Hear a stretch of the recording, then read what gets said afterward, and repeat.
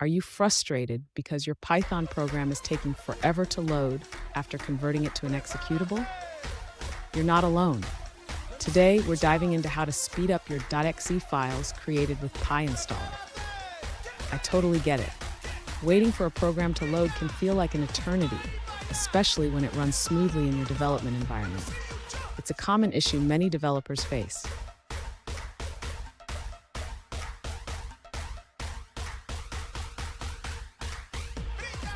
Here's the situation.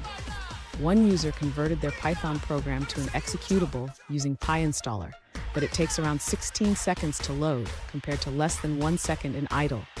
They optimize their imports but still face the same slow loading time. Sound familiar? Let's explore this together. So, what could be causing this slow loading time? PyInstaller packages all the modules you have installed, which can lead to unnecessary bloat in your executable. Let's break down how to tackle this issue. And stick around, I have a powerful tip at the end that will help you optimize your PyInstaller builds even further. To begin speeding up the executable created with PyInstaller, the user should first ensure they are using the latest version of PyInstaller. This can help with performance improvements and bug fixes.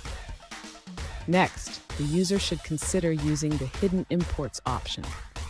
This allows them to specify only the modules that are necessary for their application, which can reduce the size and loading time of the executable.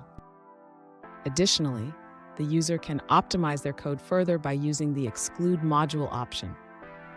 This will help to exclude any unnecessary modules that are not being used in the application. Finally, the user should consider using the No Console option if their application does not require a console window. This can improve the startup time of the executable.